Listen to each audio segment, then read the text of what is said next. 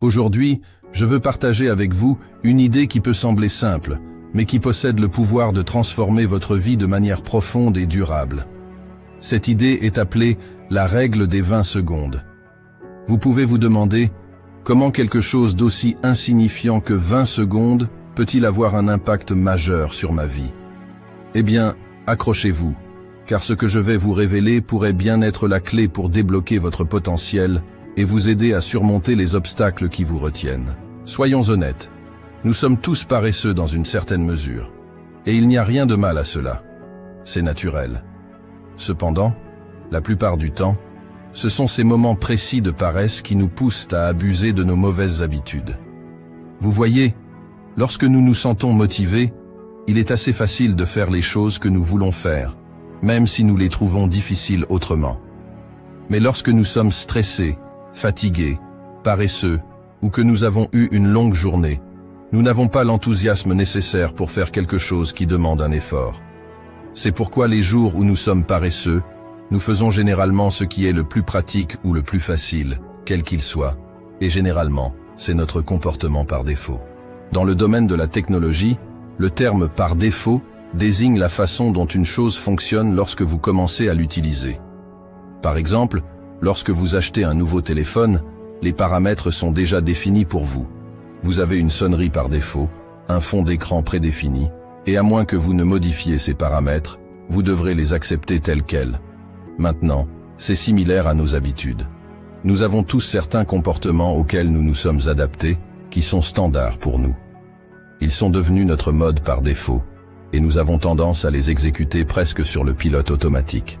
Ces comportements peuvent être positifs, comme lire ou acquérir de nouvelles compétences, ou ils peuvent être négatifs, comme fumer des cigarettes ou parcourir les médias sociaux toute la journée. Au lieu d'accepter tous nos comportements par défaut, nous devrions réexaminer ce qui ne nous sert pas. Tout comme nous pouvons changer notre sonnerie, nous pouvons également adapter notre comportement. Et c'est ici que nous pouvons utiliser notre nature paresseuse à notre avantage. Tout ce que nous devons faire, c'est utiliser la règle des 20 secondes. Dans son livre « The Happiness Advantage », Shawn Ashore décrit sa propre lutte contre le changement de comportement. Shawn avait un objectif très clair. Il voulait pratiquer sa guitare plus souvent, tout en réduisant le temps qu'il passait devant la télévision. Cependant, il a rencontré un problème que beaucoup d'entre nous rencontrent chaque fois que nous voulons changer notre comportement. Le fait de se dire qu'il allait le faire n'était pas suffisant pour qu'il le fasse réellement. Sa guitare restait dans le placard, et regarder la télévision restait son option par défaut. Shawn a reconnu qu'il devait perturber son comportement par défaut d'une manière ou d'une autre, sinon rien ne changerait. Il a donc commencé à chercher une solution. Il s'est rendu compte qu'à chaque fois qu'il voulait jouer de sa guitare, il devait d'abord aller dans le placard, sortir l'étui de la guitare, et ce n'est qu'une fois la guitare sortie de son étui qu'il pouvait réellement jouer.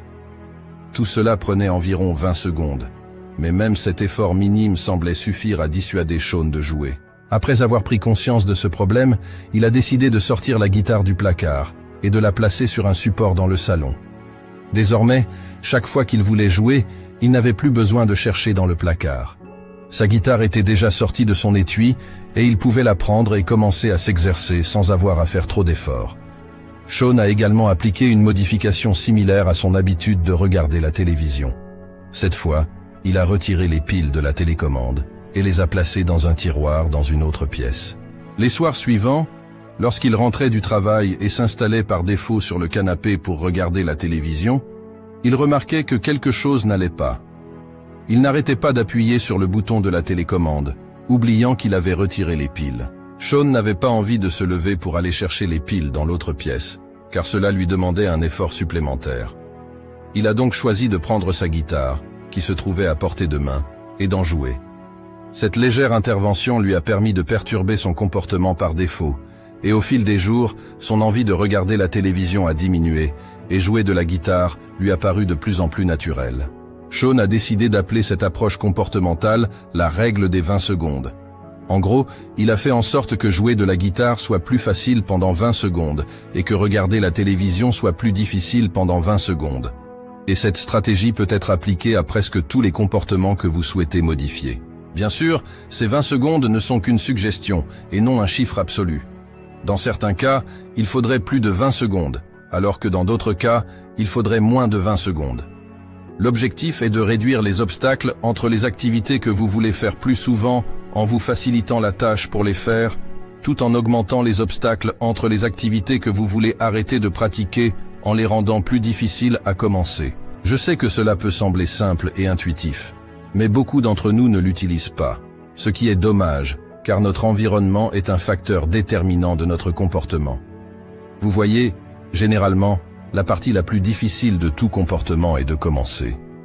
Et plus une activité requiert d'énergie d'activation, moins vous êtes susceptible de commencer, surtout si vous vous sentez fatigué ou paresseux. Quand je parle d'énergie d'activation, je veux dire la quantité d'efforts que vous devez fournir avant de pouvoir commencer quelque chose.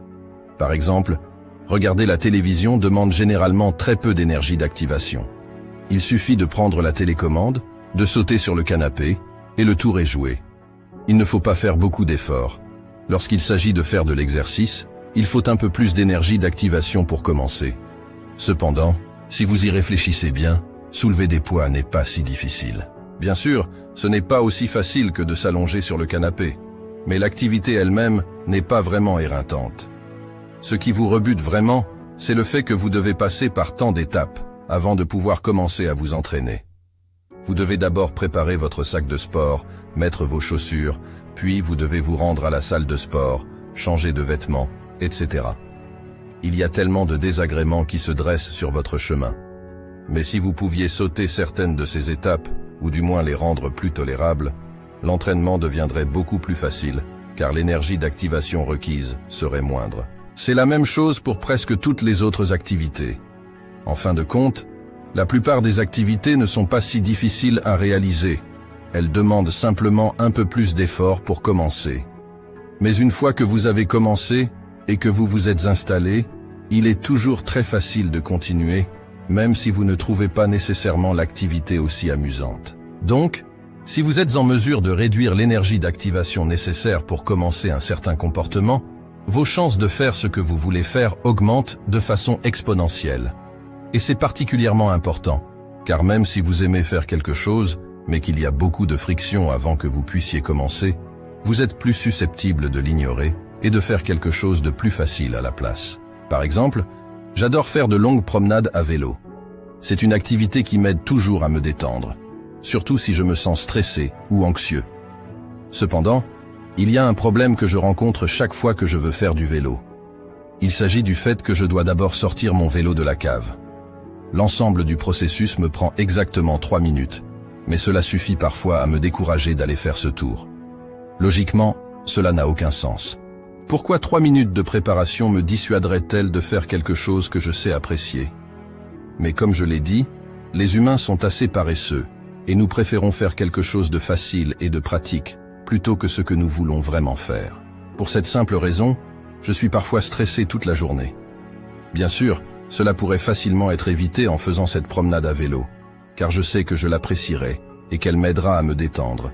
Mais à ce moment-là, je préfère opter pour l'option par défaut qui consiste à passer mon temps à penser à tous les scénarios horribles qui n'arriveront jamais, plutôt que de choisir une option légèrement moins pratique qui résoudrait le problème. Je sais que tout cela peut paraître idiot et stupide, mais c'est ainsi que la plupart des gens pensent et se comportent. C'est pourquoi il est essentiel d'éliminer toute friction et tout obstacle, aussi minime soit-il, afin d'augmenter les chances de faire quelque chose.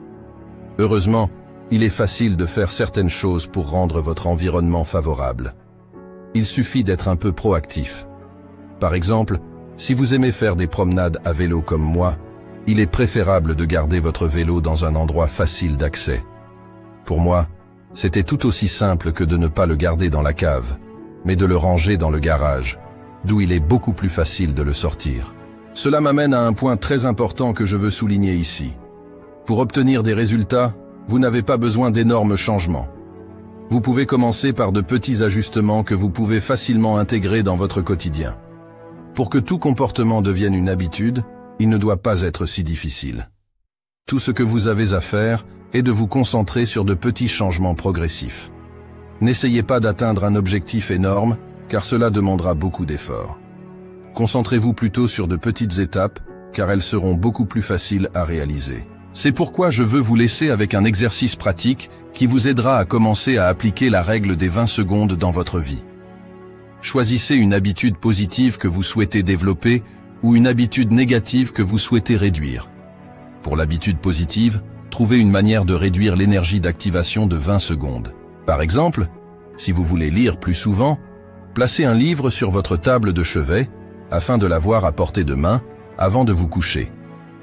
Pour l'habitude négative, augmentez l'énergie d'activation de 20 secondes. Si vous passez trop de temps sur les réseaux sociaux, déconnectez-vous de vos applications après chaque utilisation afin de devoir entrer votre mot de passe la prochaine fois. En appliquant ces petites modifications, vous pouvez progressivement transformer votre environnement pour soutenir les comportements que vous souhaitez adopter et éliminer ceux qui vous freinent. Rappelez-vous, ce sont les petites choses qui, cumulées, mènent aux grandes réalisations. Merci de m'avoir écouté aujourd'hui. J'espère que vous trouverez la règle des 20 secondes utile et que vous commencerez à l'utiliser pour améliorer votre vie. À la prochaine.